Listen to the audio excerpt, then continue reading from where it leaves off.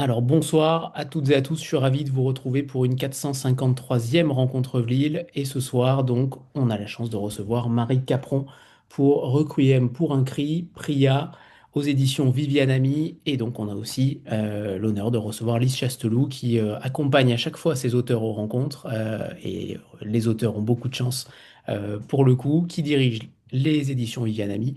Bonsoir déjà à toutes les deux. Je ne sais pas si Lise m'entend ou pas, mais bonsoir à toutes les deux. Attends, Anthony. Bonsoir à tous, bonsoir à tout le monde. Bonsoir, Madame Chasteloup, bonsoir, cher Anthony, et bonsoir à vous, les malheureux qui avez décidé de venir ici pour écouter de sombres histoires. Parfait. D'ailleurs, Marie, si vous pouvez tourner l'écran dans l'autre sens en horizontal, comme ça on vous verra en entier, ce sera parfait. Super, nickel. Alors, il y a Bien. des romans qui entrent par l'oreille avant même que les yeux n'aient tourné la première page. Requiem pour un cri, et de cela, le titre lui-même est une contradiction vivante, une aporie sonore. Requiem en tant que musique mortuaire, le cri en tant qu'éruption du vivant. Et entre les deux, Marie Capron a tendu un fil invisible, le fil qu'on tend aussi entre une bouche et un micro, entre une gorge et une foule, entre une enfant qui hurle dans un dans un appartement parisien, pardon, et des garçons autochtones dont on a confisqué la langue dans des pensionnats canadiens. Ce fil, elle ne le donne pas, elle nous y suspend. On connaissait Priya Dharmesh, cette femme d'1,60 m, réunionnaise, d'origine indienne, commissaire volcanique et tendre, portée par la prose de Marie Capron comme un orgue de barbarie porte ses airs, avec une mécanique grinçante, une beauté inattendue. On l'avait vu dans les abattoirs de la fille du boucher, où la chair était à la fois crime et métaphore. On l'avait suivi dans les couloirs, drogué du silence des nonnes, où l'institution religieuse devenait une caverne aux chimères. Et voilà qu'elle revient, différente, vulnérable, d'une façon qu'aucune enquête criminelle n'autorisait encore. Sa propre fille, Lison, cet enfant arraché à l'horreur des deux premiers livres et adopté dans le pli du deuxième, enregistre désormais ses cris pour une application politique, Rashtime, un nom qui ressemble à un diagnostic d'époque. Marie Capron, professeure de français à La Réunion, chroniqueuse, femme de mots pluriel, a été charcutière, hippocagneuse, enseignante à Canberra, pigiste à Mayotte. Elle a vu l'insulaire, le colonial, l'exilé. Elle a compris que les marges sont souvent des centres qu'on a mal cartographiés. Et dans ce troisième roman, elle construit quelque chose d'architecturalement vertigineux, deux lignes narratives, le présent de Ragtime et le passé des pensionnats autochtones qui ne se rejoignent que lentement, comme deux voix qui cherchent le même accord sans jamais se regarder. Ce livre est construit comme une partition. Les symboles musicaux ne sont pas là pour faire beau, mais parce que le roman lui-même est composé, orchestré, mis en tempo. Chaque chapitre monte vers quelque chose qu'on n'entend qu'à la fin.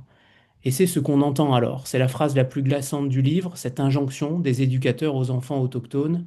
À partir de maintenant, vous oublierez votre langue, votre famille, vos coutumes, vos traditions. C'est cette phrase-là qui résonne dans tout le dispositif contemporain de Rammstein comme une réplique ironique et terrifiante. Offrir sa voix, c'est peut-être déjà la perdre. C'est pour parler de tout cela, du cri comme matière littéraire, comme arme politique, comme cicatrice historique, que nous retrouvons aujourd'hui, ce soir, Marie Capron et Lise Chasteloup, cette maison qui publie depuis 30 ans des voix qui comptent. Bonsoir, enfin, à toutes les deux, et rentrons enfin dans Rammstein. Alors, Marie, c'est un livre très particulier, très volcanique, très puissant. Il y a beaucoup de thématiques qu'on va aborder ce soir. Mais avant ça, j'aimerais que vous nous parliez de ce titre, de cette tension dans ce titre-là, ce titre qui fait écho, comme je l'ai dit, au silence des morts d'un côté, au cri, à la violence du vivant de l'autre. Qu'est-ce que ça dit aussi d'une époque, un tel titre, un tel cri? Est-ce que c'est de la révolte? Est-ce que c'est de la faiblesse? Est-ce qu'au contraire, quelque chose qui enivre? Finalement, comment vous décrivez ce cri, ce requiem pour un cri? Alors, c'est vrai que la thématique du cri traverse tout le bouquin. Je suis partie de plusieurs éléments, mais le premier, c'était de cette application, vous avez dû connaître, que nos gamins utilisaient il y a quelques années, qui s'appelait Be Real. Et le Be Real consistait à capturer un instant en photo quand on recevait une notification et partager cette photo. Et moi, parallèlement à ces faits, j'observais que dans la vie politique française, bizarrement, de moins en moins de gens avaient l'air de vouloir s'impliquer dans ce rôle de citoyen. Les gens ne savent plus pour qui voter. On a l'impression de voter entre la peste et le choléra parfois. Et je me suis dit, que se passera-t-il si un jour les gens refusent d'aller voter? Et donc, je me suis dit, que se passerait-il si tout à coup les gens refusaient d'aller voter, mais qu'ils avaient envie de crier leur rage? Qu'ils avaient envie de crier dans les rues leur rage et que ça remplaçait un bulletin de vote. Donc je crois que dans Requiem pour un cri, il y a déjà cette dimension-là qui est de remplacer la pensée par le cri, de remplacer la pensée par l'émotion, de remplacer la pensée par la colère. Et Requiem pour un cri, c'est déjà un cri de colère. Pourquoi Requiem? Le Requiem, c'est la messe des morts, bien sûr, mais je crois aussi qu'une société dans laquelle on remplace la pensée par l'émotion euh, amène quand même à des choix assez mortifères. Deuxième interrogation qui a été la mienne, c'est que se passerait-il si le cri était une arme sonore? Je ne vais pas y répondre puisque ça révélerait l'enjeu de l'histoire. En tout cas, le cri est une arme, mais qui passe aux mains du mauvais camp, entre guillemets. Alors, on est déjà rentré bien dans le roman. Donc, on va revenir un tout petit peu en arrière. On va déjà parler aussi de ce personnage-là, de Priya. Dans La fille du boucher, vous travaillez la chair, la violence animale et industrielle.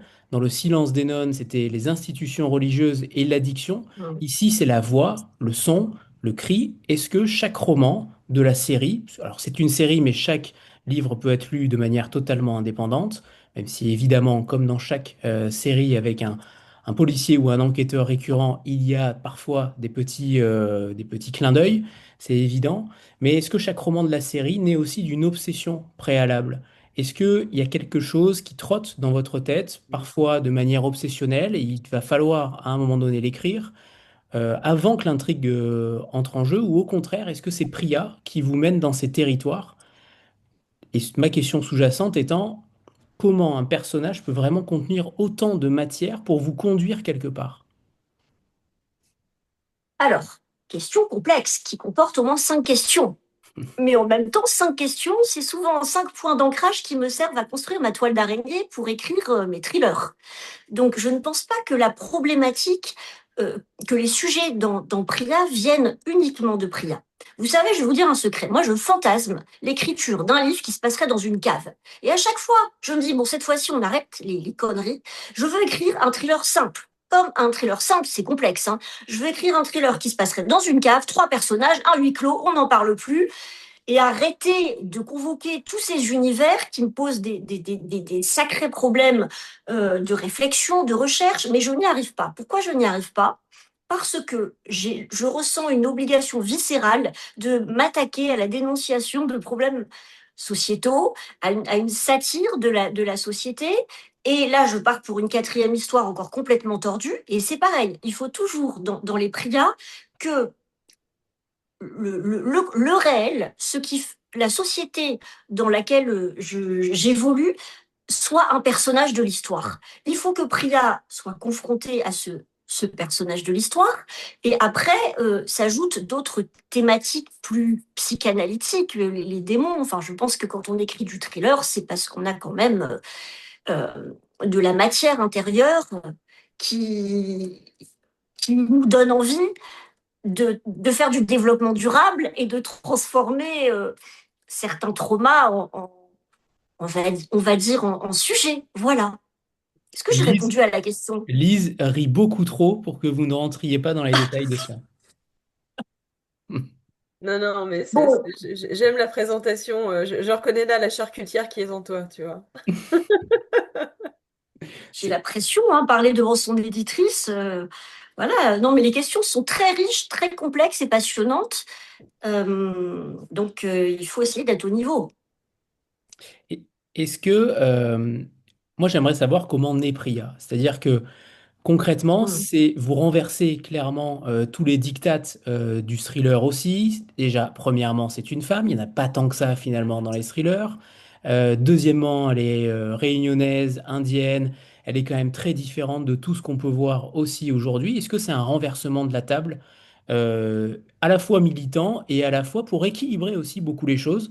J'avoue qu'on en a un petit peu marre parfois des enquêteurs bedonnants, 50 ans, qui fument des cigares et qui ont un chien. Oui. Alors, je vais vous dire quelque chose. D'abord, il n'y avait pas de table au début.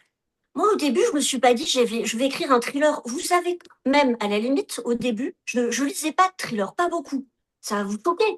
Moi, ma culture, c'était la culture essentiellement de la littérature classique. J'ai été une grande lectrice du 19e siècle, une grande lectrice des œuvres classiques. Mais quand j'ai commencé à écrire ma saga Priya, je me suis pas dit, je vais écrire du thriller pour créer un personnage qui soit comme ça et qui aille à l'encontre de tel code et tel code. Pas du tout. J'ai écrit avec mes tripes. Je pourrais vous dire comment est né Priya. Moi, je suis une oreille, c'est-à-dire une métropolitaine qui vit à La Réunion depuis 25 ans. Et Priya, c'est une réunionnaise qui vit en métropole depuis 25 ans. Alors, on est lié par cette question du déracinement et de ce qu'on reconstruit quand on est d'une terre qui n'est pas la nôtre, mais qu'on aime, mais qui n'est pas la nôtre. Avec cette différence quand même que Priya subit en métropole un racisme que moi, je ne subis pas à La Réunion. Voilà. Euh, Quoi qu'il en soit, les codes du thriller, cher Anthony, je peux pas vraiment vous dire que je les avais avant d'écrire Priya. Et quand j'ai commencé à chercher une maison d'édition, je me suis dit, en fait, ce que j'ai écrit rentre apparemment dans la catégorie thriller, roman policier. Et après, j'ai commencé à lire beaucoup de thrillers. Et quand même, pour être honnête avec vous, effectivement, j'ai constaté quelques clichés. Après, ça serait bien prétentieux de dire que j'y échappe. Je pense quand même que on retrouve toujours un peu des codes. Par exemple, mon personnage du boss, il est un peu caricatural, vous voyez.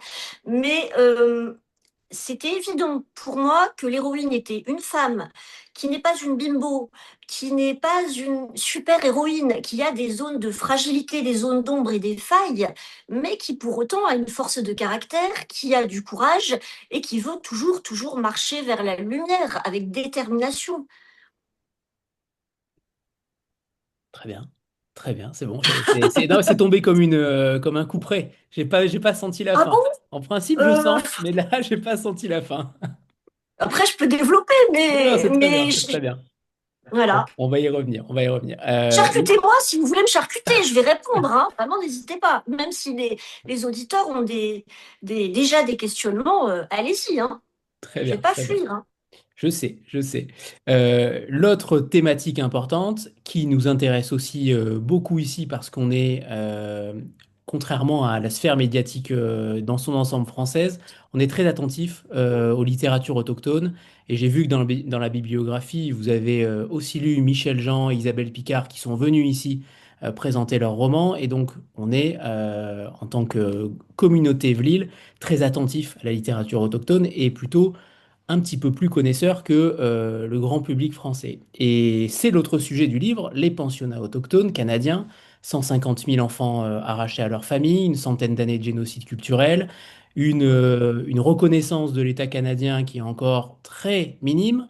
Ça constitue le substrat historique de ce roman. Ce n'est pas un sujet français, ce n'est pas un sujet réunionnais. Et justement, j'aimerais savoir comment vous en êtes arrivé là, à quel moment vous avez compris que c'était ce crime-là que vous alliez tisser dans l'enquête de Priya. Alors là, pour faire de l'humour débile, je vais vous parler de loi de l'attraction. Vous voyez, on est naturellement attiré vers les sujets qui sont faits pour nous. Il se trouve que moi, dans les blessures que je porte, et sans rentrer, sans m'asseoir sur le canapé ce soir, je suis pas sur le divan, mais dans les blessures que je porte, il y a celle de l'enfance. Je suis très très sensible à l'emprise que les adultes peuvent exercer sur les enfants, l'emprise psychologique en particulier, même si je suis évidemment sensible à toutes les formes de violence faites aux enfants, y compris des violences physiques, sexuelles. Mais vraiment, la question de l'emprise me passionne. Je cherchais un sujet et j'étais très attirée par le Québec. Donc, je commence à faire des recherches. Je regarde diverses vidéos au début des vidéos sur le Québec, l'histoire du Québec, et je découvre avec horreur l'existence de ces pensionnats autochtones. Et tout de suite, ça me questionne parce qu'à La Réunion, il existe une histoire presque similaire, celle des enfants de la Creuse, des enfants qu'on a arrachés aussi à leur famille, en prétextant que les mères réunionnaises étaient incapables de s'occuper des gamins parce qu'elles n'avaient pas l'argent, pas les moyens. Et on a déraciné ces enfants, on les envoyait dans des familles françaises, dans les campagnes, pour qu'ils soient, entre guillemets, pour qu'ils bénéficient d'un meilleur avenir. Bref. Et quand je mets le nez dans l'histoire de ces enfants autochtones, j'ai su tout de suite que ça allait être le sujet. Pourquoi je l'ai su? Parce que j'ai pleuré pendant 3 semaines. Et c'était pas par sensiblerie. J'ai vraiment écouté des témoignages qui m'ont horrifiée. Je me suis dit, mais je ne connaissais pas cette histoire. Et ça, déjà en soi, à 51 balais, c'est un problème. Parce que bon, je vis quand même dans la civilisation, je n'avais jamais entendu parler de cette histoire. Ça m'a remué. J'ai commencé à faire d'autres recherches, à lire des rapports de thèse de professeurs d'université au Québec qui ont rencontré des autochtones survivants pour les interroger et j'ai compris la profondeur du désastre. À partir de là, j'avais un des fils de mon histoire. Et Tout justement, prêt, fin. c'est pas mal comme code, c'est bon, je le prends. C'est comme dans les albums pour enfants, il y avait la petite cloche quand il fallait tourner la page. Qui a connu ces albums-là? Voilà. Et non, mais en tout cas, vous pourriez faire un signe distinctif musical, comme dans le livre. On va en reparler je juste après. reviens. Je reviens. Ne bougez pas, je ne suis pas loin. Hein. Ne, Voilà. ne me rapportez pas une cloche, hein. Qu'est-ce que je vais Non, rapporter? Voilà. Quand je ferai ça ou ça, vous savez que c'est la fin de la réponse. parfait, super. Non. En préambule du roman, vous mettez quand même que vous êtes allé aussi en janvier Ah, 2025 à alors j'ai Montréal, besoin d'en et parler. donc voilà, Oui. pour vous recueillir aussi sur ces ruines, et ça, c'est un moment important aussi, j'imagine. Alors je suis pas allée qu'à Montréal. Je suis allée, cher Anthony, à 666 kilomètres au nord de Montréal, en Abitibi, pour aller me recueillir sur les ruines du pensionnat autochtone qui est au centre de mon histoire, parce que des pensionnats autochtones dans lesquels les gosses ont vécu des horreurs, il y en a beaucoup à travers tout le Canada. Moi, j'ai choisi celui-là parce que les rapports de thèse que j'avais lus et les témoignages que j'avais entendus évoquaient ce pensionnat-là. Et à un moment donné, je me suis dit, OK, Marie, mais tu peux pas écrire sur une histoire comme ça, confortablement sur ta petite chaise à la Réunion.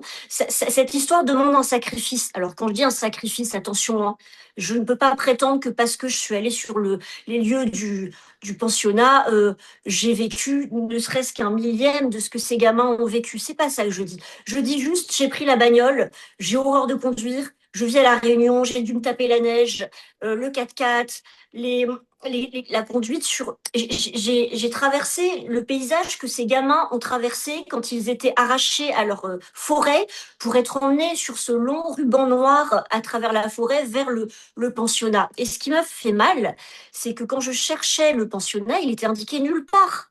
Donc j'ai garé la bagnole sur le bord de la route. Le panneau qui indiquait le pensionnat, je ne l'ai pas trouvé. J'ai un monsieur qui m'a dit c'est par là-bas, j'ai déneigé. Ensuite j'arrive au bord de la route et le monument, il est encore au bout du champ.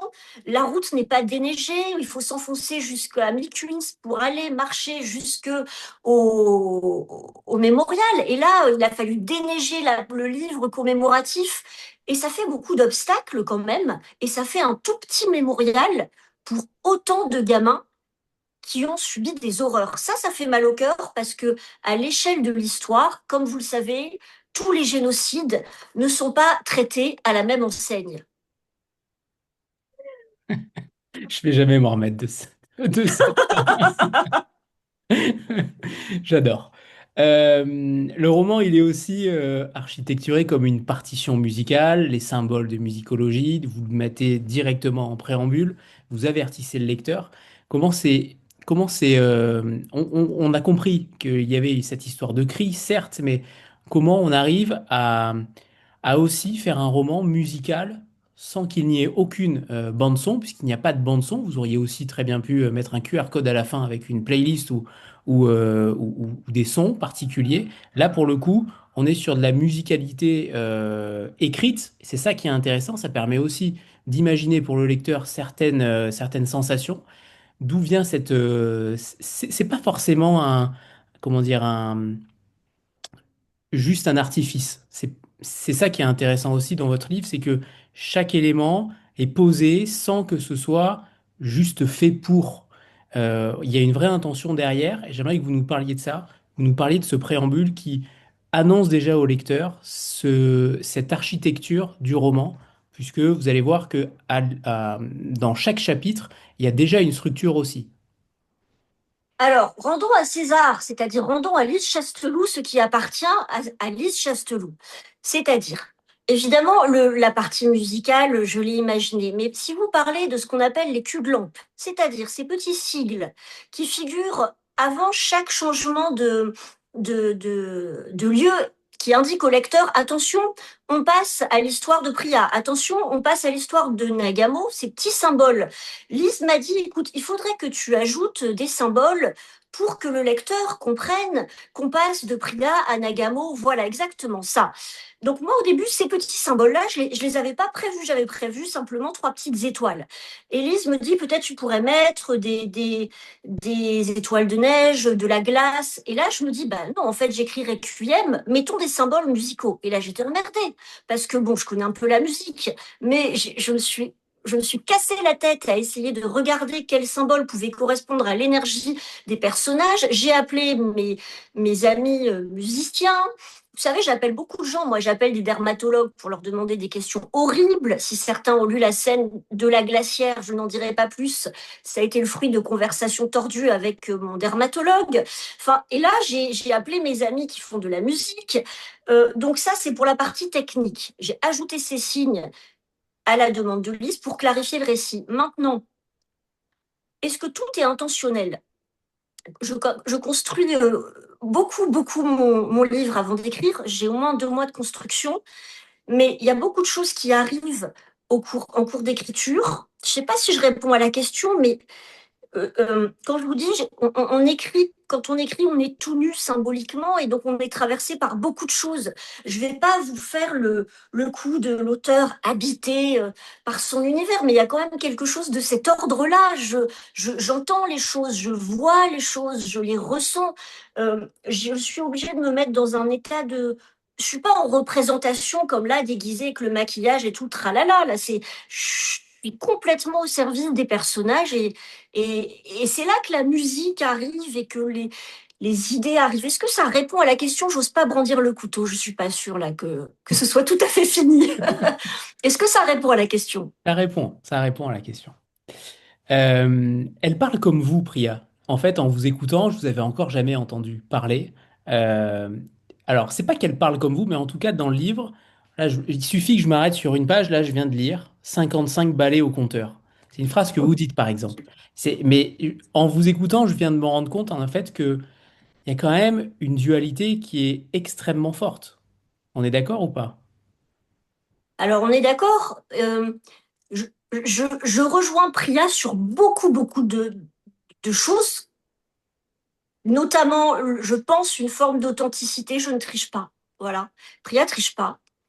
Euh, on se rejoint sur des fragilités. Après, moi, je suis incapable de tuer une souris, par exemple. Je suis très sensible. Et Priya, elle, bon, même si elle a sa bouteille de Rickless grâce au boss et que elle n'emmène pas large, elle affronte quand même des choses que je serais incapable. J'ai jamais vu un cadavre, par exemple. Je les vois dans ma tête. Les horreurs sont assez présentes dans ma tête pour que ça me suffise. Mais il y a un pas quand même entre ce qu'on a dans la tête et le spectacle du réel. Priya, elle est confrontée à un réel de l'horreur qui n'est que dans ma tête. Cela étant, c'est pas mal aussi hein, ce qu'il y a dans ma tête. Pour en revenir, parce que vous vous m'avez déconcentré sur la question d'avant, mais euh, il y a de nombreuses heures de recherche, mine de rien, sur ces passages canadiens. Qu'est-ce que cette documentation, elle a changé finalement sur votre écriture? Est-ce qu'on se lâche encore plus quand on a un tel sujet qu'on maîtrise, ou au contraire, est-ce que le poids du document, ça pèse différemment sur la fiction? Est-ce qu'il y a un impact particulier sur ces recherches-là, sur ces sujets extrêmement sensibles aussi, parce qu'au Canada, le sujet est sensible parce qu'il y a aussi certaines personnes qui concrètement n'acceptent toujours pas qu'il y a eu ce genre d'actes commis et de crimes commis. Et donc, pour le coup, il y a un conflit un petit peu comme en France avec l'Algérie française, c'est un petit peu le même débat. Pour le coup, comment en tant qu'écrivain, on se comporte avec de tels sujets historiques qui sont extrêmement puissants. Et de l'autre côté, cette intrigue policière avec Priya, sur ces deux sujets-là, sur cette dualité de sujets, comment on arrive à arpenter ces chemins qui sont parfois extrêmement dangereux. Alors déjà, on fait preuve d'humilité et on se documente, on travaille, on se documente le plus possible pour avoir un maximum d'informations sur le sujet. Par exemple, tout ce que je raconte sur ce que subissent les gamins dans le pensionnat, je ne l'ai pas inventé. La langue qu'on savonne, la langue des gamins qu'on savonne, les lames de rasoir qu'on leur mettait sur le bout de la langue comme punition, on se documente pour ne pas fantasmer des choses qui ont existé. Ça, c'est un. Deuxièmement, le fait d'aller sur place, quand même, c'est aussi un engagement. On sait aussi que les gens au Québec vont peut-être lire le livre, donc on devra leur rendre des comptes. Donc il faut être certaine que tout ce qu'on écrit a été vérifié, a été dit, etc. Moi, mon grand regret, c'est que je n'ai pas rencontré d'autochtones quand j'étais au Québec, j'en ai croisé dans la rue, mais il n'y a pas eu de rencontre humaine. Et ça m'a fait, j'ai vécu la même chose quand je vivais en Australie. Je n'ai pas pu engager le dialogue avec les aborigènes. Et c'est normal, ils nous ont rien, enfin, ces gens-là n'ont pas envie forcément de nous parler. Euh, donc ça, c'est mon regret et j'aurais dû, enfin, pour pouvoir rencontrer des autochtones, je les ai rencontrés à travers les témoignages qu'ils ont accepté de poster ou de révéler au travers d'œuvres universitaires, mais je les ai pas rencontrés humainement. Et ça, c'est sans doute, c'est mon regret. J'aurais dû aller jusque-là, mais je n'avais pas le temps. On peut pas débarquer dans la vie de quelqu'un et dire salut, je suis Marie Capron, je viens à la Réunion et je vais vous demander de déballer votre plus grand trauma. C'est pas correct de faire une chose pareille, c'est un manque de respect. Donc je n'ai pu me fonder que sur ce qu'ils ont dit au travers des échanges qu'ils ont laissés exister. Voilà, ça c'est un regret. Donc voilà comment j'ai fait. Maintenant, je m'attends à la question de l'appropriation culturelle. Je m'attends à des gens qui vont sans doute me dire pour qui elle se prend celle-là d'avoir osé écrire sur ce sujet-là. C'est pas grave, j'accepterai les attaques. Et puis je suis armée. Alors, en C'est tout cas, plus que du comique de répétition, là. l'appropriation culturelle, pas chez moi, je déteste ça. Oui, Euh, mais c'est un reproche qui revient souvent et à toutes les c'est dommage. sauces. C'est dommage. À partir du Voilà. moment où on est compétent pour parler d'un sujet, je considère que tous les auteurs peuvent en effet s'en imprégner. Alors, on va parler de Rashtime, ce mouvement et cette application qui transforme le cri privé en combustible politique. C'est alors attendez, je coupe le son, voilà. C'est un moyen extrêmement politique de délivrer aussi des messages. Il y a des messages magnifiques qui sont délivrés en subtilité, j'en reparlerai tout à l'heure. C'est une idée qui tient à la fois du pamphlet, de la satire et en même temps de la prophétie.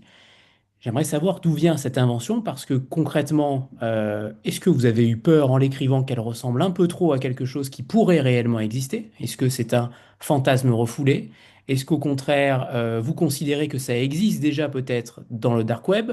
Est-ce que c'est une immense métaphore pour l'enregistrement des téléphones portables et tout ce qui s'ensuit et les surveillances de télécommunications. Bref, il y a beaucoup de pistes sur Hashtime.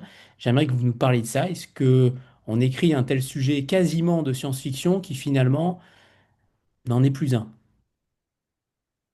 Alors, déjà, je vais rebondir sur le mot fantasme refoulé. Alors, déjà, je ne refoule pas grand-chose, hein. À la place, j'écris des dystopies, voyez-vous. Donc, c'est assez explicite. Alors, euh, les trois thrillers de la saga Priya sont des dystopies. Je suis une grande angoissée, donc j'imagine toujours ce qui pourrait se passer dans un avenir assez proche. Et malheureusement, je pense que dans Priya, les problématiques de Priya 1 vont bientôt, pourraient bientôt se produire. Enfin, je veux dire, le réel rattrape souvent mes angoisses. C'est comme ça. Et donc là, Rage Time, je, j'ai l'impression qu'on y est presque déjà. Enfin, je veux dire, on est quand même avec les réseaux sociaux dans une culture de l'émotion qui remplace la pensée. On est quand même avec ces réseaux dans la possibilité pour tous de s'exprimer dans la démocratie, ce qui est très bien, mais toutes les paroles ne se valent pas. Et avec les réseaux, enfin, quand je dis toutes les paroles ne se valent pas, je veux dire par là que une parole qui repose que sur l'émotion et qui ne s'est pas développée aussi dans la réflexion et la connaissance du sujet, c'est dangereux. Et alors le cri, c'est terrible parce que tout le monde peut crier. C'est vraiment un pouvoir que tout le monde a. Si le cri devient votre seul mode d'expression et que les émotions brutes comme la peur remplacent la pensée, mais je me répète, ça devient très inquiétant. Et moi, j'ai quand même de plus en plus l'impression qu'on est dans une société dans laquelle l'émotion prend le pas sur la réflexion et on lui porte une grande valeur. Et le couteau. Le mouvement, il est dirigé par DJ Munch. Alors, vous allez nous en parler aussi, parce que là, pour le coup, c'est quand même pas rien d'avoir ce cri. Tout le monde connaît évidemment le cri.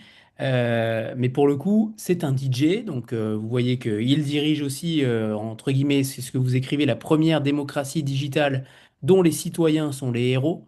Une plateforme algorithmique porteuse de la voix collective. Ça fait presque envie en fait. C'est ça qui est intéressant aussi, c'est que vous jouez sur les subtilités du code où le peuple prend enfin le pouvoir. On est dans des sociétés justement où le peuple finalement n'est jamais écouté, consulté. Il y a très peu de référendums par exemple, donc le peuple ne fait que voter. Et ensuite, on reparlera de ce vote dont vous avez parlé au tout début, où le vote nul est arrivé majoritaire à une élection présidentielle. Beaucoup en rêvent à partir du moment où il est évidemment majoritaire. Bref, j'aimerais que vous nous parliez de cette volonté de remettre le peuple au goût du jour, au centre du jeu, avec des moyens évidemment parfois qui sont contestables avec ce parti, c'est évident, mais au moins il y a le peuple. Mais oui, mais je me suis inspirée d'un bouquin qui s'appelle Les ingénieurs du chaos de Dawn Poli, qui était passionnant et qui expliquait comment, dans nos sociétés, allez, on va faire de la politique, des gens comme Trump arrivent à fasciner les foules. Plus leur vocabulaire est pauvre, plus leurs idées sont primaires, plus les gens adhèrent. C'est quand même étrange.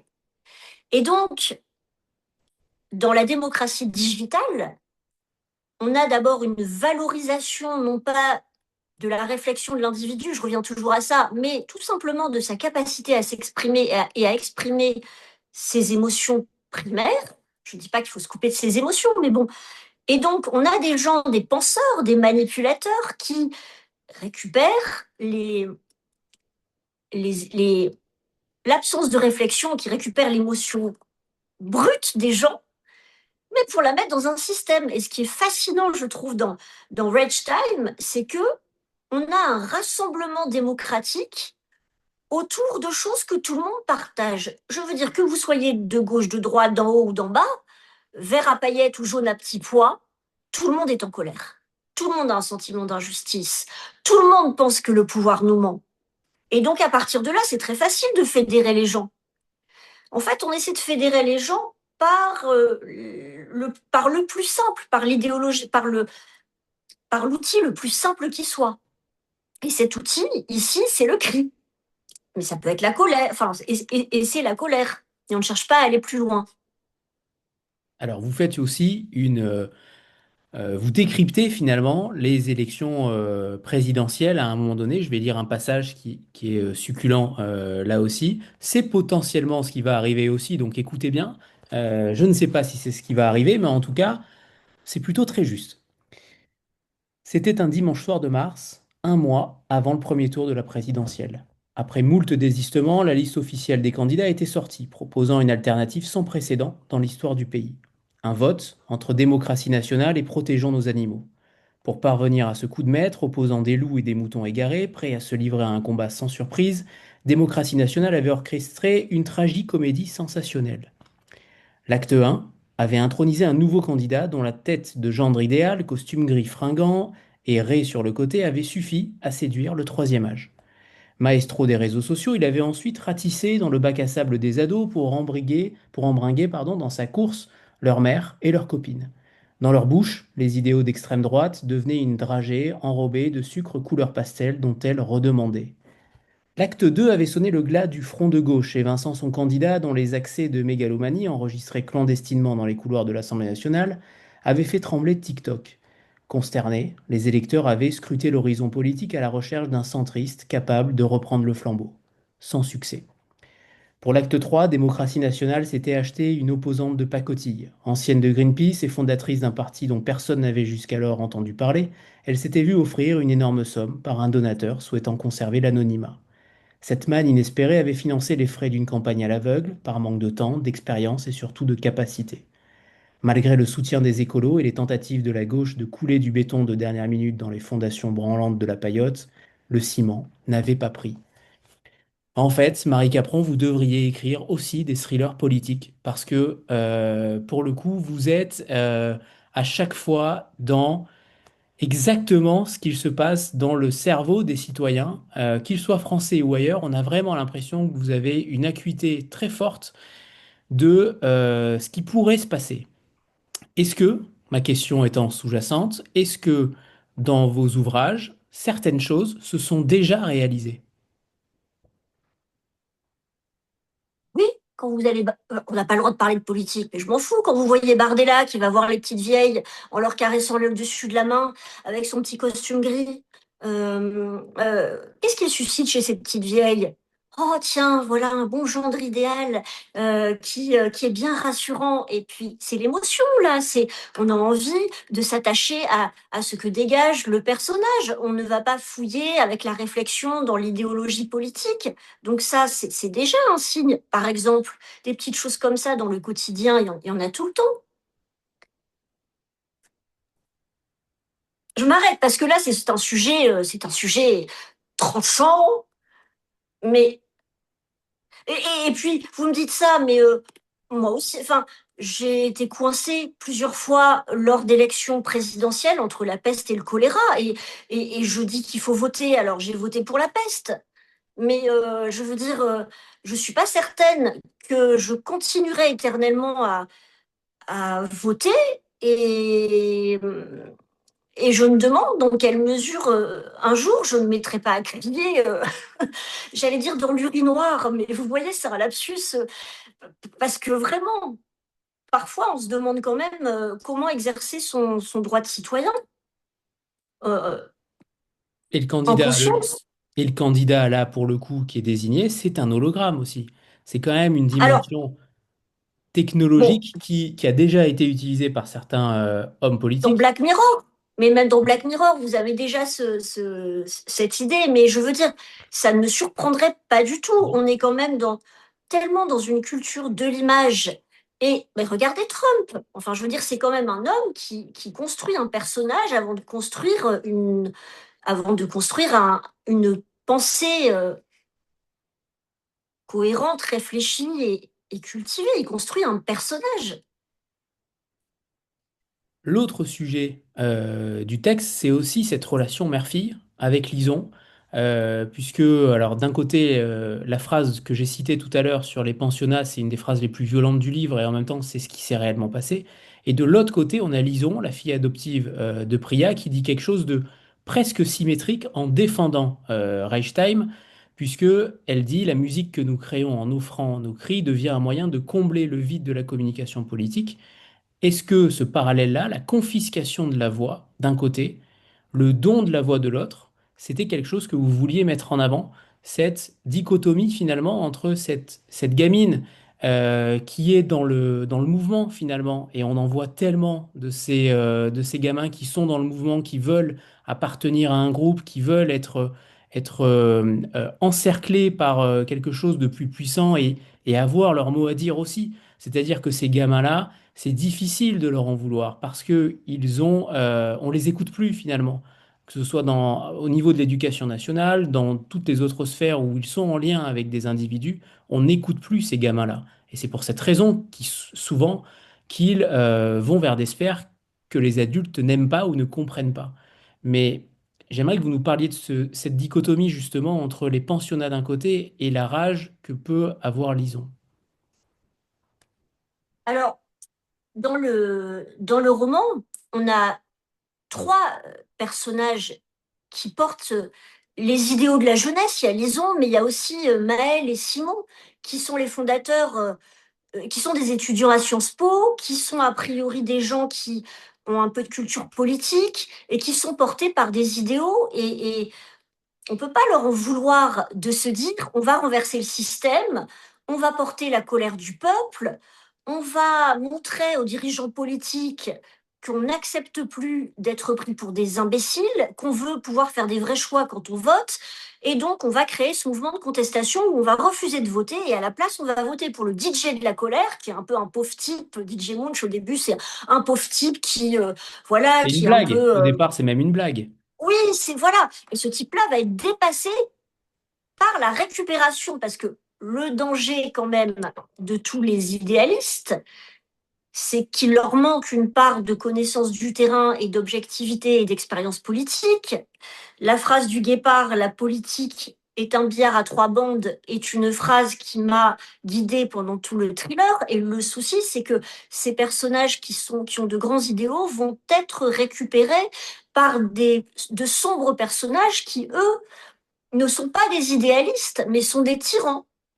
Parce que, là, encore une fois, on, parce qu'on a une histoire d'emprise, encore.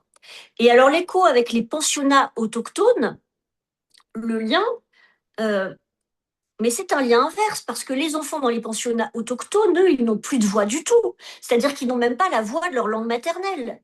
Ils ne peuvent exprimer aucune forme de contestation. Et ce qui m'a frappé, moi, dans les témoignages, c'est que les autochtones ont dit plus tard, vous savez, quelqu'un à qui on enlève sa langue, et je suis sensible à ça, parce que je vis à La Réunion, et il y a beaucoup de gens à La Réunion qui pensent que le créole n'est pas une langue, alors que c'est la langue dans laquelle les gens parlent quand ils sont nés. Donc ça fonde leur pensée. Et ben pour les autochtones, c'était pareil. Quand on vous arrache votre langue, on vous arrache votre pensée, on vous arrache votre âme. Et donc on a d'un côté des gens qui hurlent, de l'autre côté des gens qui sont privés de leur voix. Alors forcément, ça crée une chambre d'écho.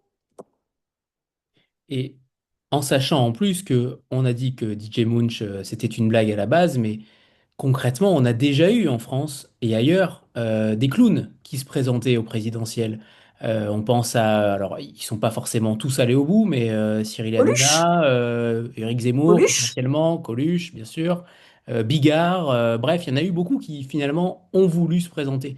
C'est-à-dire que votre roman, c'est au-delà de la blague. On est dans le crédible. Et c'est ça qui inquiète aussi beaucoup. Alors déjà, je vais répondre à Raphaël. Oui, le créole est une langue. Que ça soit le créole réunionnais, parce que je vois passer des messages, hein, pardon, mais je suis obligée de réagir. Le créole réunionnais, le créole martiniquais, ce sont des langues, évidemment, et tout comme la langue des autochtones était une langue. Alors maintenant, sur ce que vous me dites, euh, les gens envie de s'attacher, je crois aussi, c'est le souci, c'est que quand on vote, on a aussi envie de s'attacher à une personnalité. Et ça, c'est terrible, parce que c'est très facile de mentir sur une personnalité, c'est aussi facile de mentir sur une pensée. Mais comme aujourd'hui, les candidats politiques ont des managers en communication qui leur apprennent à maîtriser la couleur de leur cravate, la manière dont ils sont coiffés, la manière dont ils bougent, etc. Ils arrivent très facilement à manipuler également par l'image. Et donc, le clown, c'est quand même une image sympathique, c'est celui qui fait rire, c'est celui qui est un peu bravage, c'est celui qui conteste le pouvoir. Et je crois que les gens adorent aussi l'idée de faire partie des gens qui se rebellent, qui contestent, qui ont mieux compris le système que les autres, etc. Et c'est souvent le cas en plus. On a quand même pas tort de remettre en cause notre système politique. Le danger, c'est encore une fois de ne pas accompagner l'émotion d'un travail de réflexion, d'un travail de recherche pour savoir exactement à qui on a affaire. le travail de recherche, justement, ça y est, j'ai compris, hein, Marie, quand vous aviez terminé, c'est bon, promis, c'est bon, je suis. Le travail de recherche, j'aimerais rebondir sur Harold Buris Meyer, ce scientifique que vous citez dans le texte, parce que je ne le connaissais pas du tout, et ce qui est extrêmement enrichissant aussi, c'est que ce texte-là, comme certains thrillers, et non pas tous, on apprend beaucoup de choses. Pour le coup, là, tous les faits historiques sont réels, donc on apprend des choses, et j'aimerais que vous nous parliez de ce scientifique qui a un rôle particulier clairement dans le texte et qu'on ressort finalement dans le roman. Et je trouve ça très intéressant parce que il dit quand même beaucoup de choses sur le pouvoir du son à travers ce qu'il appelle le fait de pouvoir hypnotiser ou presque manipuler une foule avec le son. Oui, alors de toute façon, le son est utilisé comme arme sonore par les Russes. Il y a eu une affaire à Cuba, mais aux États-Unis, en particulier dans les années 60-70, et avec notamment la téléphonie et avec Bell, et avec de manière aussi avec les services secrets américains, des recherches ont été effectuées sur le pouvoir du son. D'ailleurs, dans les usines du temps du terrorisme, on avait remarqué qu'avec Musac, quand on fait écouter à des ouvriers une musique sans parole, ils ne pensent pas, ils travaillent mieux. Si on met des paroles, automatiquement, ça génère en eux une pensée qui les distrait. Donc l'objectif, c'est que les gens ne pensent pas. Et la musique sans parole, euh, qui est construite d'une façon assez simpliste, les aide à être dans une forme d'hypnose qui va augmenter la productivité. Bon, déjà ça, c'est effrayant. Et par exemple, Yehudi Menuhin, le violoniste, avait attaqué une compagnie d'aviation en interdisant qu'on lui pourrisse les oreilles avec la musique d'avion qu'on vous met avant de décoller, parce que ses oreilles sont précieuses, ses oreilles sont reliées à son cerveau et à son âme, et lui, il ne voulait pas subir, vous savez, la petite musique d'avion ou la petite musique d'ascenseur. Il considérait que c'était une agression et que déjà ça lui ôtait de sa liberté. Donc oui, euh, dans Requiem pour un cri, clairement, on comprend que c'est une vérité que le cri, le son, la musique a un impact sur les émotions. Ça peut vous conduire à avoir des comportements. Ça peut induire en vous des comportements selon le type de musique que vous écoutez. Et dans ce troisième tome, Priya, et aussi, donc, je reviens à cette relation mère-fille que j'ai évoquée, mais vous n'en avez pas forcément parlé dans votre réponse, c'est cette fille Pardon. adoptive qui est au cœur de l'affaire aussi. Qu'est-ce que ça fait pour Priya comment dire, à un personnage qui commande finalement, parce que c'est quand même elle qui commande le roman. Il commande pas forcément partout, mais en tout cas, c'est elle qui commande le roman. D'enquêter sur quelqu'un qu'elle aime, dont elle est proche, c'est aussi un renversement des choses.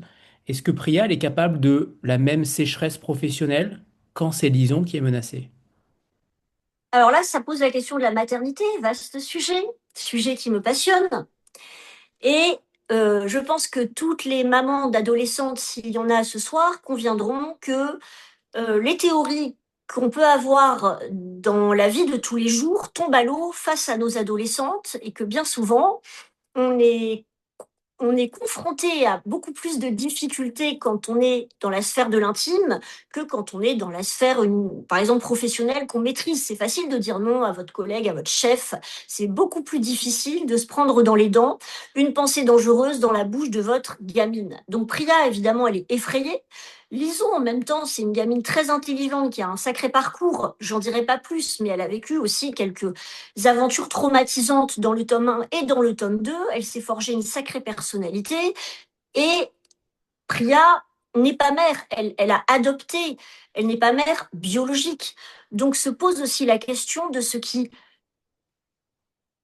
fait la maternité. Est-ce qu'on est mère uniquement parce que la biologie fait de vous une mère, ce que je ne crois pas, il y a des mères monstrueuses, ou est-ce que on est mère parce qu'on a un comportement digne, aimant, qui vous transforme en mère. Et Priya, dans ce tome 3, plus que jamais, elle est confrontée à cette question, qu'est-ce qui va faire de moi une bonne mère? J'ai pas de référence, j'ai 50 balais, je le redis, j'ai cette gamine, enfin un peu plus, et qu'est-ce qui va faire de moi une bonne mère alors que Lison me sort toutes ces horreurs Comment j'accueille ça?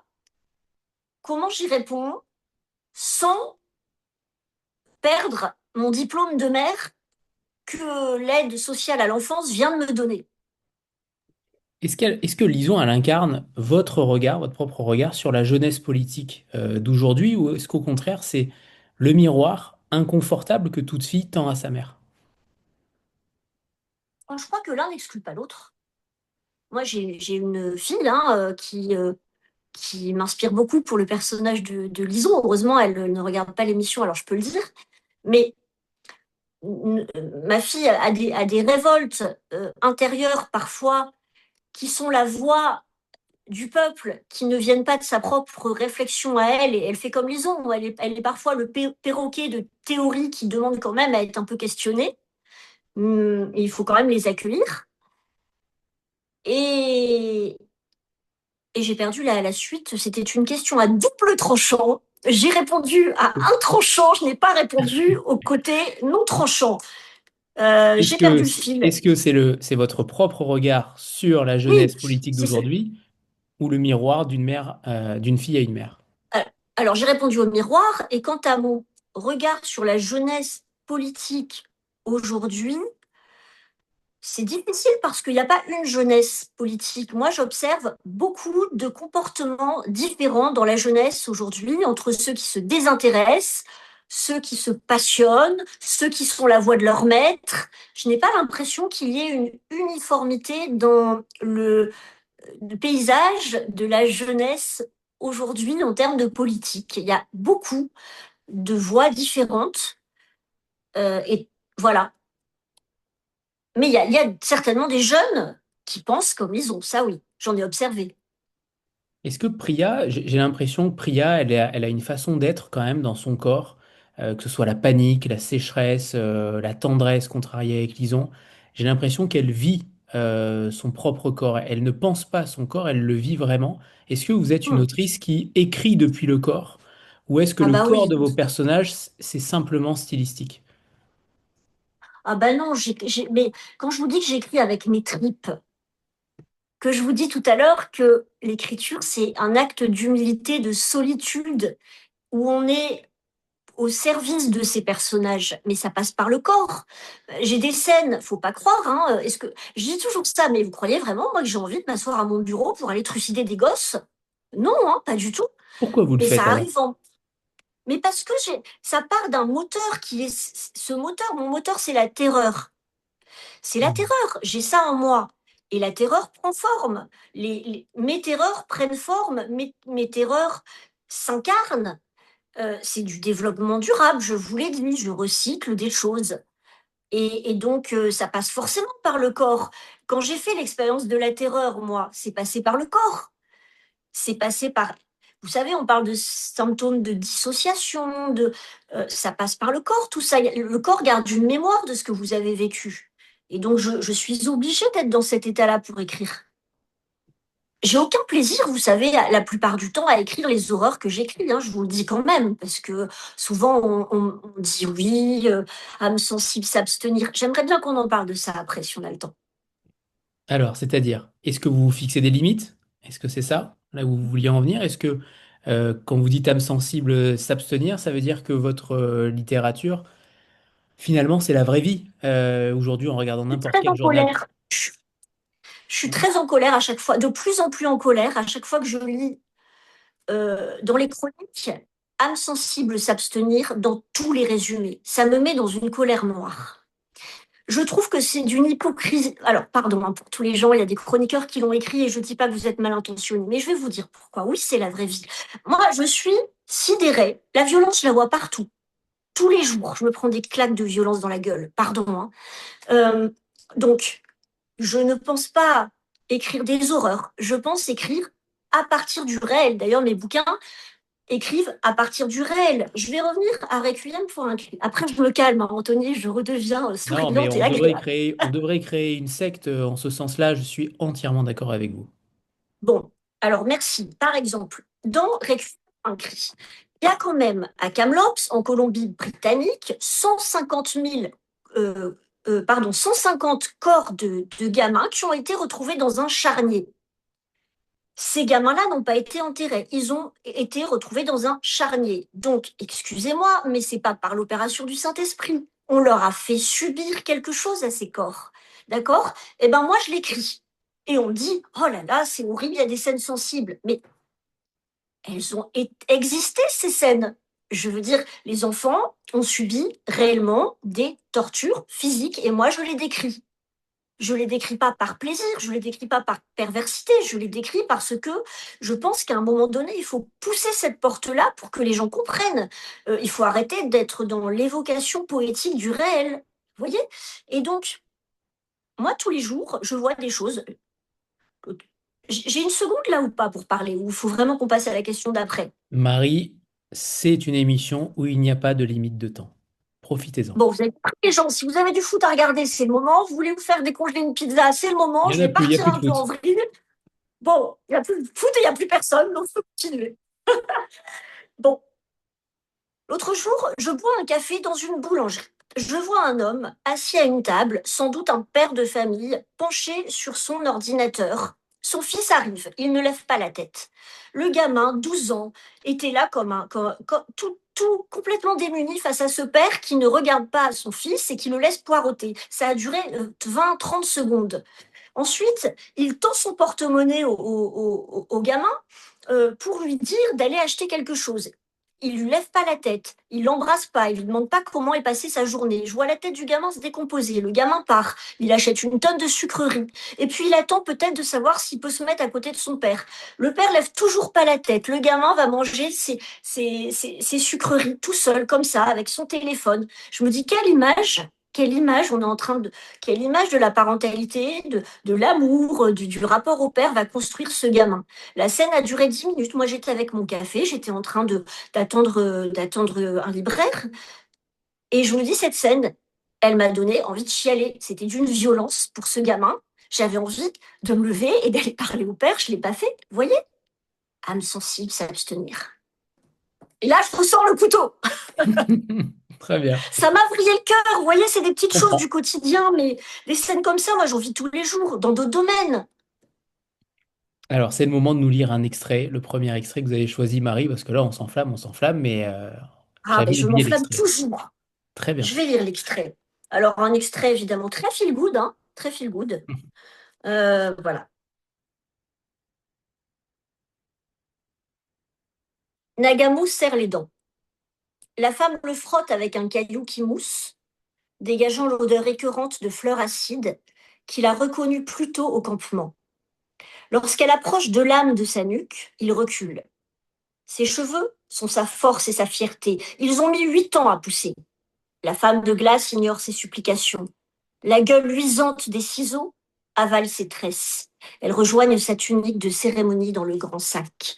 Un nouvel homme de Dieu pénètre dans le hangar. Son nez est un bec d'aigle et son regard est fielleux. Nagamo frissonne. Tous les enfants devant lui sont nus. Il lève l'index, puis dessine dans l'air un symbole, une croix. Enfin, il leur parle. Mes enfants, vous êtes des sauvages. Nous allons faire de vous des enfants de Dieu. Ici, au pensionnat de Marie de l'Immaculée, vous apprendrez la langue du Seigneur. À partir de maintenant, vous oublierez votre langue, votre famille, vos coutumes, vos traditions. Vous êtes des Indiens. Nous allons tuer l'Indien dans chacun d'entre vous. Bienheureux ceux qui entrent au royaume des morts. Ils seront ressuscités à la droite de Dieu. Maintenant, recevez votre uniforme et votre numéro, car plus jamais vous n'entendrez votre nom. Merci, Marie. En effet, on a déjà tellement entendu ça avec les auteurs autochtones et québécois, et ça continue. Et il faut que ça continue pour que tous ceux qui ne connaissent pas cela prennent conscience de la gravité de ce qui s'est passé dans ces années-là. On va prendre une petite photo de groupe avant qu'on continue. Voilà, préparez-vous. 3, 2, 1. C'est bon, parfait. Je viens Alors, de voir un commentaire qui disait ça fait très camp de concentration, c'est exactement oui. ça. C'est exactement, c'est Aurélie qui a dit ça, je crois, hein, mais c'est exactement un système concentrationnaire. On vous prive de tout. de votre identité, de tout. Exactement. Et en effet, on voyait ça dans Maïkan aussi de Michel Jean. Il y a dans le roman aussi une interrogation sur ce qu'une époque accepte d'entendre.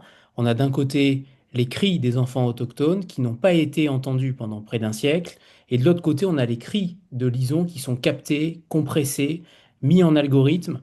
Est-ce que le livre dit aussi quelque chose sur la différence entre écouter et enregistrer? Hmm. Ben, bien sûr qu'il y a une différence. Quand vous enregistrez, vous créez une preuve déjà, et vous créez une arme. Alors, si on parle de la question de l'écoute, d'un côté, il y a ceux qu'on n'écoute pas, les autochtones. De l'autre côté, évidemment, en France, il y a ceux qu'on écoute beaucoup, ceux qui crient. Mais finalement, au milieu, il y a ceux qui enregistrent et qui vont se servir de cette arme, couteau. C'est bien, vous vous renouvelez en plus avec le running Ah, gag, c'est vous très bien. m'avez dit Ah, plus de j'avoue couteau, que je change mes tactiques, hein. c'est parfait, c'est parfait. Est-ce que votre style, est-ce que vous, en fait, est-ce que vous conscientisez aussi votre style en matière de thriller? C'est vrai que le thriller, c'est un domaine quand même très particulier où souvent les choses se ressemblent. Le style se ressemble en principe de manière extrêmement générale. Si on lit un thriller, potentiellement, on pourrait lire exactement la même chose ou presque un an ou 6 mois après.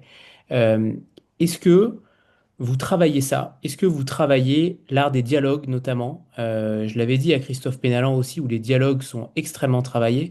Chez vous aussi, Marie, il y a aussi une force du mot et surtout de la réalité des choses. Vous ne faites pas parler Priya comme n'importe qui d'autre, vous ne faites pas parler Lison comme une adulte.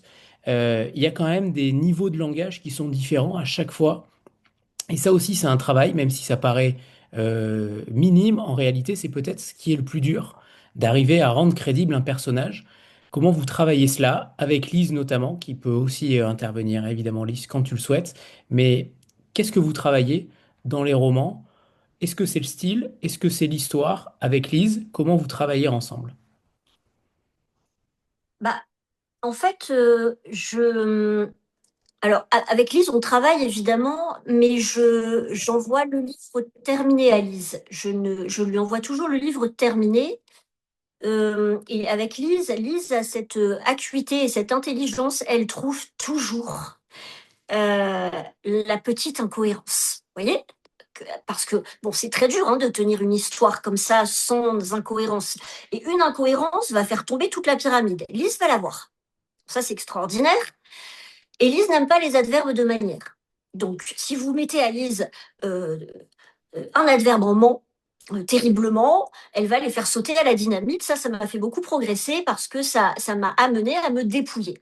Maintenant, sur la question des dialogues, moi, il faut savoir que j'entends les personnages dans ma tête. C'est très cliché de dire ça, mais les personnages que je fais parler, j'ai entendu des gens parler comme eux dans la vraie vie. Donc, je les entends dans ma tête. Et si j'ai un doute, je ne vais pas vous faire le coup du gueuloir de Flaubert, parce que là aussi c'est cliché, ça fait cliché au carré, mais quand même, je l'ai dit, les dialogues. Si je sens que ça sonne pas vrai, je me dis comment il dirait ça, et je le dis à voix haute. Euh, c'est rigolo parce que c'est un peu comme un script de cinéma. Parfois, à l'écrit, ça fonctionne, puis quand vous le dites, non, on dirait pas ça dans la vraie vie. Je fais exactement ça. Mais j'ai quand même, ce qui est rigolo aussi, c'est que beaucoup de ces personnages sont un aspect de ma personnalité, quand même. Alors, c'est pas très difficile d'entendre les voix. Est-ce que ça a répondu à la question? Ça répond à la question, tout à fait. Et là où je voudrais aussi vous interroger, avant d'utiliser d'autres adverbes, mais il y a dans les passages des pensionnats une langue que j'ai trouvée qui ralentissait, qui devient presque Ouais. liturgique. Est-ce que vous avez Oui, deux vitesses d'écriture, justement? Est-ce que vous les oui. choisissez de manière consciente selon les scènes, ou est-ce que c'est la scène qui va aussi diriger et imposer son tempo?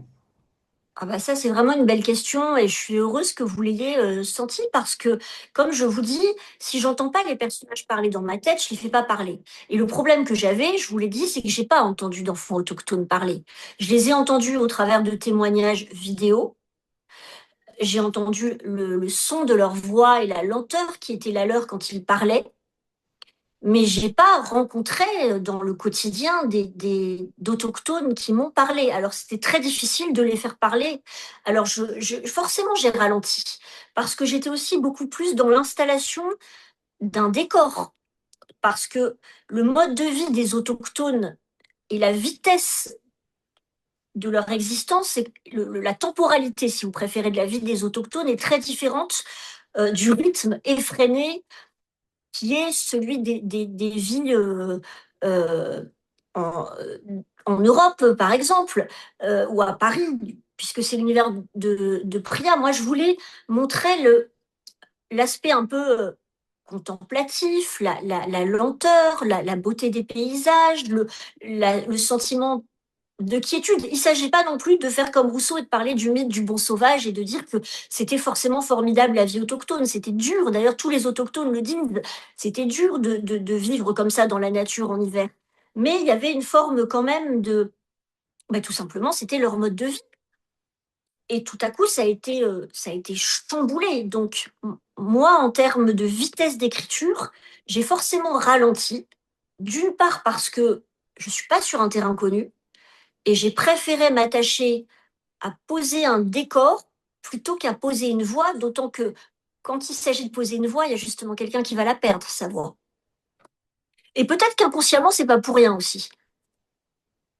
Est-ce que d'ailleurs, alors, vous êtes l'une des rares autrices aujourd'hui à incarner le mot pulp. C'est marqué en quatrième de couverture. Et Mais c'est vrai que c'est pas moi ça, ils ont je sorti sais. ça, hein. Moi, Non, j'ai mais c'est vrai. jamais. Oui, mais c'est extrêmement juste parce que ça implique beaucoup de vitesse, beaucoup de violence assumée, de l'excès et en même temps surtout un rythme qui ne retombe jamais.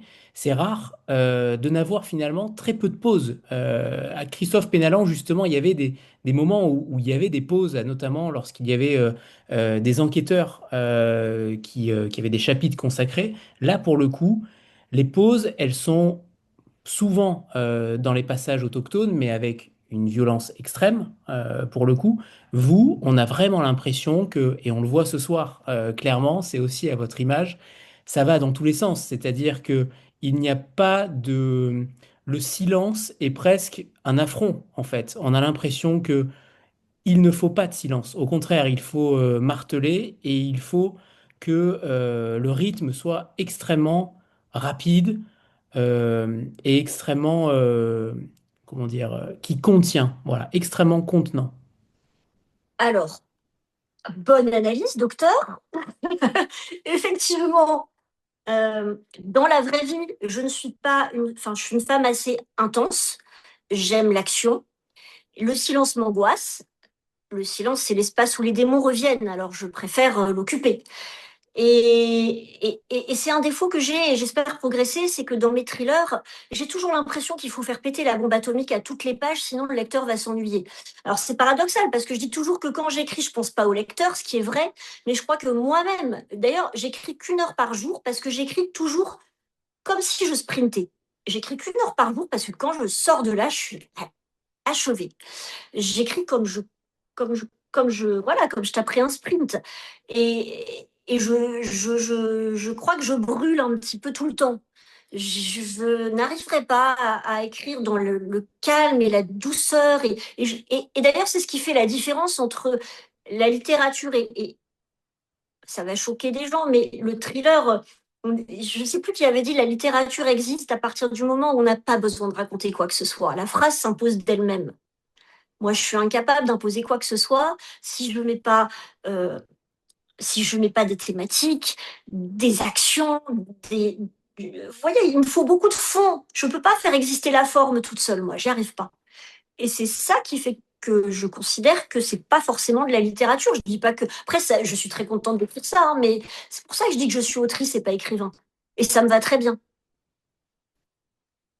Quelle est la différence entre les deux? Bah, pour moi, alors, ça ne concerne que moi, L'écrivain, vous pouvez pas vous décréter écrivain. C'est la postérité qui va décider de ça. C'est si vos œuvres traversent le temps. C'est si vous avez une portée universelle. L'auteur, il crée un livre. L'écrivain, il crée une œuvre. Bah, moi, je suis pas là, hein. J'ai encore beaucoup de choses à apprendre et je sais même pas d'ailleurs si un jour je serai un écrivain. Je ne pense pas du tout. Mais ça me va déjà d'essayer de faire mon boulot d'autrice. Vous voyez? Mais ça m'énerve beaucoup aussi aujourd'hui, ces gens qui se décrètent écrivains. On écrit un livre, on est écrivain. Mais non, un peu d'humilité, travaillez, écrivez, lisez les autres. Essayez déjà de faire votre boulot bien. Et vous êtes auteur, c'est déjà bien. Bon, ceux qui veulent m'assassiner, allez-y. Non, ils n'ont pas votre couteau. Eh non. Oui, Euh, mais on peut assassiner avec d'autres armes, hein, vous savez. Je certes. vous écoute, je prends juste de l'eau parce que j'avais pas prévu de parler autant. Je suis là, je vous entends, hein. Très bien, très bien. Euh, Comme on le constate aussi derrière vous, vous êtes une grande lectrice, vous chroniquez également, vous vivez dans les livres. Est-ce que ça pèse aussi, justement, sur cette différence autrice-écrivain, est-ce que ça pèse sur votre propre écriture? Est-ce que la conscience de tout ce qui... Est-ce que vous avez conscience de tout ce qui a déjà été écrit ou au contraire, est-ce que c'est une forme de liberté parce que vous savez ce que vous ne voulez pas être aussi? Euh, J'aimerais savoir Mais comment vous vous positionnez par rapport à ça, parce que vu les sujets que vous abordez, vous trouvez toujours quelque chose d'extrêmement original, et on sait à quel point c'est difficile aujourd'hui de trouver des thématiques ou des sujets originaux. Euh, mais j'aimerais que vous nous parliez de ça, de cette puissance ou de cette main invisible, entre guillemets, qui est au-dessus d'un auteur ou d'un écrivain. Comment ça marche? Est-ce qu'il y a vraiment une liberté ou mais une je crois que contrainte? le problème se pose pas du tout comme ça. Moi, je sais qui je suis pas Victor Hugo. Il y a eu un bouquin qui est sorti, Victor Hugo. Je trouve ça d'une prétention. Moi, je suis pas Victor Hugo, je suis pas un écrivain. Je suis une petite nana qui a des choses à dire, qui bosse comme une malade, d'accord, qui prend des risques de fou à chaque fois et qui y va quand même. Voilà. Et avant tout, je suis une grande lectrice. J'ai fait des études de lettres. Je suis une grande lectrice. Et donc, c'est pas parce qu'on a des monuments de la littérature au-dessus de notre tête qu'on n'a pas le droit de porter son message. Voilà. Donc, à ma place, de petite autrice, je fais mon boulot du mieux que je peux. Et donc, je ne me mets pas cette pression, c'est prétentieux de se dire où je me situe par rapport à ces grands. Mais je ne me situe pas du tout dans leur sphère. Moi, j'ai des choses à dire et je le fais du mieux que je peux, avec passion, avec mes tripes. Et c'est tout, et ça me suffit, vous voyez? Et, et je ne cherche pas Et alors, en revanche, je me nourris beaucoup de livres. Faut toujours revenir à ça, il faut lire, il faut lire.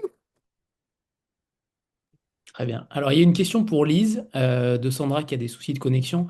Lise, comment peux-tu qualifier Marie Capron et sa manière de travailler avec elle, avec son tempérament, sa sensibilité et sa fougue? Ouais, c'est un bonheur, hein. Enfin, ça là-dessus, je pense qu'on s'est bien trouvé. Donc, non, non, et puis je reviens par rapport à l'expression pulp polar. C'est vrai qu'on discute beaucoup. Donc Marie, enfin, m'envoie le texte effectivement quand il est fini, ce qui était le cas pour le premier, ce qui était le cas pour le deuxième, ce qui était le cas aussi pour le troisième. Et puis à partir de là, bah voilà, on ajuste, hein, tout simplement. Moi, je fais modestement, je dirais, mon boulot d'éditrice. Et c'est vrai qu'après, on discute, voilà, le titre aussi beaucoup. Le choix du titre est important parce que on s'était posé pas mal de questions sur le deuxième aussi. Enfin, on avait eu, et en fait, en discutant comme ça, en ajustant finalement la stratégie qu'on va mettre en place pour défendre le livre après, en le corrigeant aussi le coup justement des culs de lampe. Dont on a discuté avec Marie, j'ai dit effectivement, si tu veux vraiment rentrer dans un univers ou quoi que ce soit, c'est pas mal d'avoir aussi ces indices-là parce que ça fait partie justement de ce côté très très pulp. Et pour moi, enfin, je trouve que la meilleure position en fait pour défendre les livres, c'est toujours d'être dans la position d'outsider en fait. Et c'est vrai que voilà, parfois il suffit de pas grand-chose pour justement attirer l'attention aussi. Parfois il suffit mais simplement oser être soi et le faire avec bonheur, quoi. Et le faire, en plus, on peut le faire dans la joie et dans le rire, mais c'est d'autant mieux. Et ça, Marie sait très bien faire ça. Il n'y a aucun problème. Et c'est une bosseuse, et c'est une vraie bosseuse. Moi, je peux vous le dire, l'année dernière, à la même époque, j'ai passé 10 jours à La Réunion avec elle.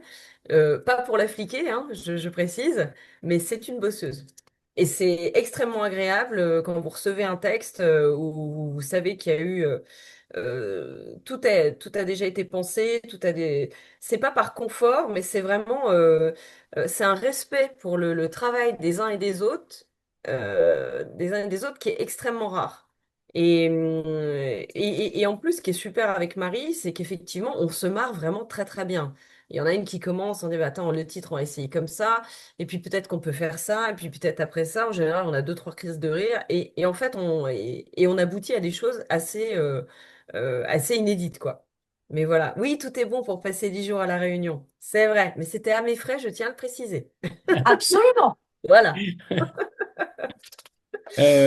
Marie, moi j'aimerais savoir où elle est, Priya, là en ce moment. Est-ce que c'est véritablement le personnage de votre vie? Est-ce que c'est un personnage qui va continuer de vous accompagner?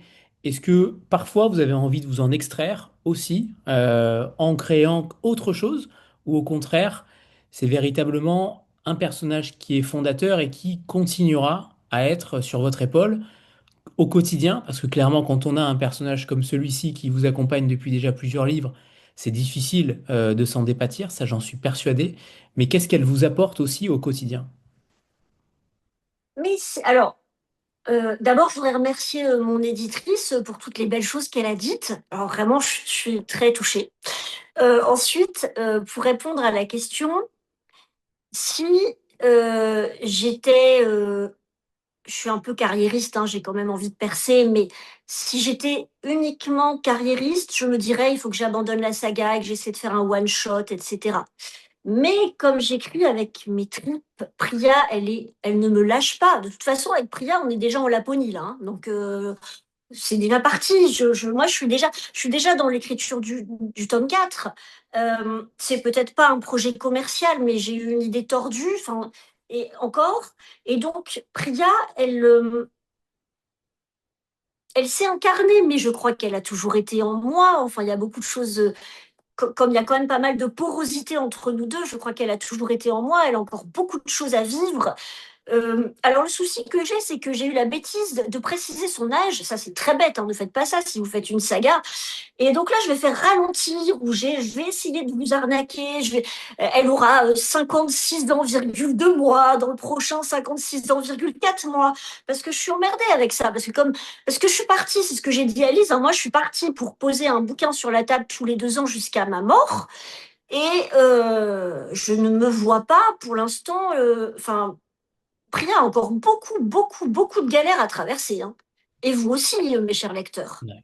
Après, l'espérance de vie augmente, hein. Oh, mais de toute façon, je trouverai des choses. On trouve toujours des solutions. Je ferai les années de jeunesse de Priya à La Réunion. Enfin, vous voyez, il y a de toute Des façon, et préquels. puis, et Eh puis oui. j'ai pensé au préquel, mais il y a Lison aussi, hein. Lison, elle promet cette gamine, hein. Donc, si Priya n'y arrive plus, Lison prendra le relais. On n'est pas au reste, ne vous inquiétez pas. Très bien. Très bien. Alors, c'est le moment de vous poser des questions que je pose régulièrement aux auteurs. La première, c'est euh, celle de nous parler d'un personnage de fiction dans lequel vous aimeriez vous incarner pendant 24 heures et est-ce que vous changeriez sa destinée? Alors, j'ai beaucoup rigolé avec cette question. Je me suis dit, tu vas quand même pas dire ça. Ben, si, je vais le dire parce que c'est la vérité. Donc, j'ai été toute ma vie, je suis encore parfois une Emma Bovary. Ça me désole. Et donc, j'ai décidé de reprendre sa vie en main. Alors, si je peux revenir dans un personnage que j'habite et qui m'habite régulièrement, ce serait Emma Bovary, je veux dire, et les nanas qui écoutent, qui ne s'est jamais plongé, tout le monde lit de la romance, qui ne s'est jamais plongé dans une romance, dans un roman pour échapper à la frustration du quotidien, jetez-moi la première pierre. Secondo, qui ne s'est jamais jeté dans les bras d'amants minables pour être déçu, des Rodolphe, des Léon, que sais-je, ça ne va pas du tout. Donc là, moi, Emma, je la convoque, je lui dis, viens cocotte, on va au McDo, je l'inscris sur Tinder et on va rencontrer Rastignac. Et là, c'est intéressant. Déjà de même époque, ça match. Et ensuite, je me dis, bon, regardez, c'est le même combat. D'un côté, vous avez Emma Bovary qui a des problèmes parce qu'elle pense qu'un homme va sauver sa vie. De l'autre côté, Rastignac, qui pense que par les femmes puissantes, il va sauver sa carrière. Ils ont beaucoup de choses à se dire. Ils font une thérapie. Ils font des gosses. Et là, j'ai envie de vous dire, Flaubert et Balzac sont sauvés. Amen. Couteau. Je précise pour vos auditeurs que je ne prends aucune drogue. Aucune drogue. Je n'ai même pas bu d'alcool. J'ai pas besoin. C'est naturellement imprégné. C'est impressionnant. Un dimanche soir, c'est impressionnant. Deuxième question, c'est celle de choisir un auteur, une autrice méconnue que vous aimeriez remettre au goût du jour ce soir. Oui. Et vous choisi Marie. Alors, elle n'est pas méconnue, mais elle n'est pas assez connue. Voilà quelqu'un que j'ai à venir, c'est Verena Hanf. Je vous montre des livres de Verena Hanf.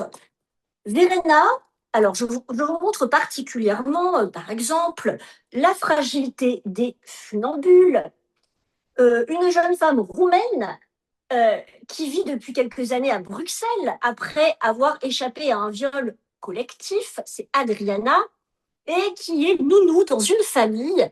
Et elle va vivre une situation très particulière. Elle a un petit ami, elle a un gamin. Et en fait, ce que Verena arrive à faire, Verena Hanf, dans chacun de ses bouquins, c'est qu'elle arrive à mettre en lumière des écorchés de la vie dans des romans qui ne sont pas du feel good, mais merci, mais qui sont quand même pleins d'humanité, de poésie. Et ce qu'elle sait faire, Verena, c'est qu'elle elle sait installer de la lenteur sans qu'on s'ennuie. Et j'ai beaucoup d'admiration pour pour tous ces romans qui sont des galeries de portraits, souvent sur les migrants. Alors, la maison d'édition, dans les derniers, c'est les éditions Deville. Elle travaille à Bruxelles.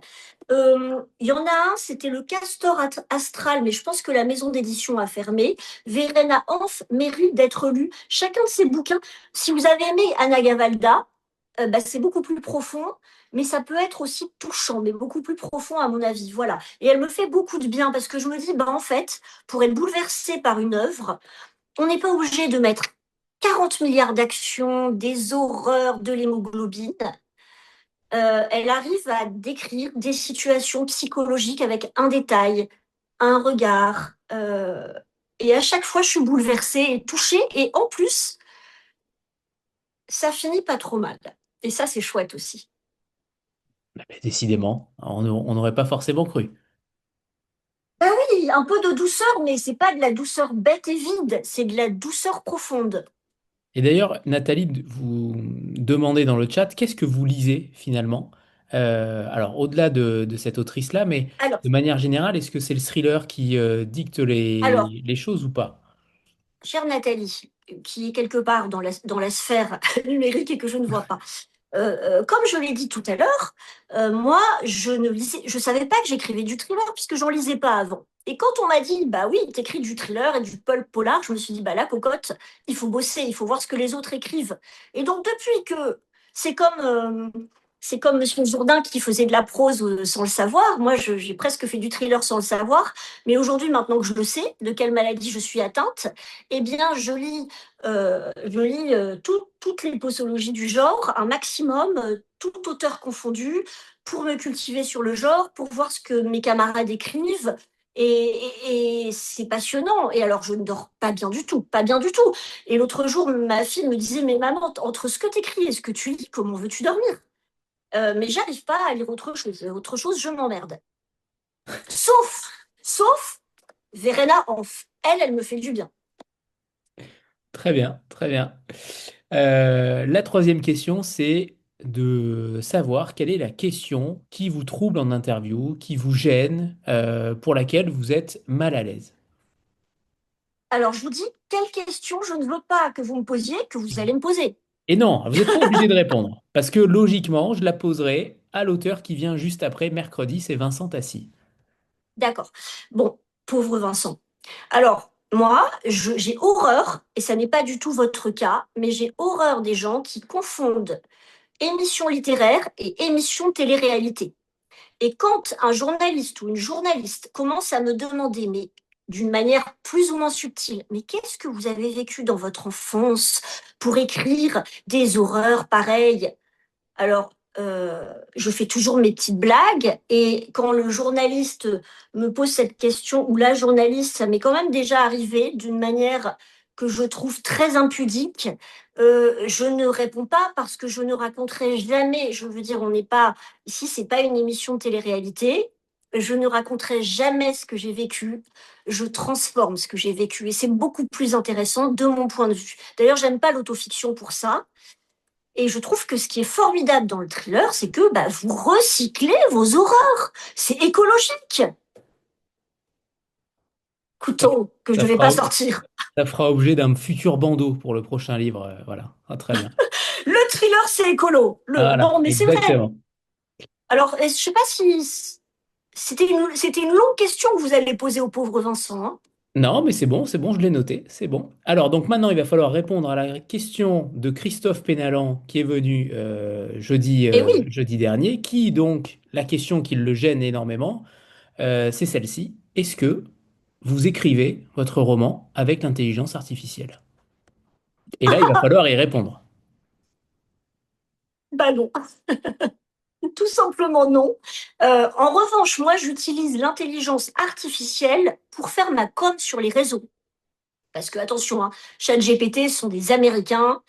Euh, donc, ils en connaissent un rayon en marketing. Et c'est vrai qu'aujourd'hui, quand vous êtes autrice et que vous devez faire votre com, et qu'on n'est pas forcément une agence de com, je trouve que ChatGPT crée des visuels, il peut avoir des stratégies de communication qui sont super. Et moi, je m'en sers pour ça, pour faire des visuels, pour faire connaître Priya. Voilà. Et c'est marrant, on m'a déjà posé cette question. Est-ce que j'écris avec l'intelligence artificielle? Et en fait, pour moi, c'est comme si je demandais à quelqu'un d'autre d'élever mes gosses. Vous voyez, j'ai une relation à mes gosses qui est viscérale.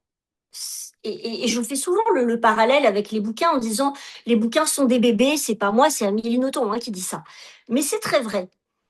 Et donc, je ne laisserai aucune autre femme. Enfin, j'aurais laissé aucune autre femme s'approcher de mes gosses, s'occuper de mes gosses à ma place. Et d'ailleurs, quand j'ai divorcé, pour vous raconter ma vie, et qu'une autre femme avait les gosses en garde alternée, ça a été viscéralement difficile pour moi d'imaginer une autre femme s'approcher de mes enfants. J'avais peur de plus avoir leur odeur, de plus avoir... Vous voyez, bon, là, je vous livre quelque chose que d'autres ont dû vivre. Mais rassurez-vous, je n'ai pas égorgé l'autre femme et elle a pu s'approcher de mes gosses, hein. En tout cas, pas Mais dans la vraie vie. Dans un thriller, c'est possible. le couteau, Fabienne, je l'ai. Et donc, non, mais le couteau, je le sors dans les livres, pas dans la vraie vie, hein. Vous savez, dans la vraie vie, non, non, je suis inoffensive. Et donc, l'intelligence artificielle, ChatGPT, si ChatGPT voulait s'approcher de mon histoire, imaginons que je sois dans le coma et que quelqu'un veuille continuer mon livre et le confie à ChatGPT, je crois que ça me réveillerait du coma. Très bien, très bien. C'est une réponse très honnête. Eh bien, c'est le moment de nous lire un second extrait. Marie, c'est à vous. Alors,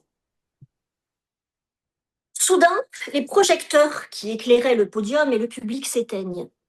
Les éclairs des stromboscopes zèbrent nos visages. Autour de moi, les danseurs s'immobilisent en pleine extase. Je ne peux plus avancer, leur corps formant une muraille compacte dans l'obscurité. Les enceintes se mettent à déverser des torrents de murmures, comme des millions de voix humaines cousues entre elles par un fil invisible. Je suis incapable de dire si elles expriment la souffrance ou le plaisir. L'une d'entre elles se détache plus nettement, fragile, comme la voix d'un enfant. Elle m'inspire un profond mal-être, proche de la terreur. Je commence à trembler, incapable de contenir plus longtemps mon agoraphobie. Ma tête tourne, mon pouce accélère. Dans un réflexe de survie, je m'accroche à une épaule devant moi pour ne pas tomber. L'inconnu auquel je me tiens se retourne. Bouleversé, lui aussi, il pose un index sur sa bouche, comme pour me supplier de garder je ne sais quel secret, avant de s'écrouler à mes pieds. Merci Marie.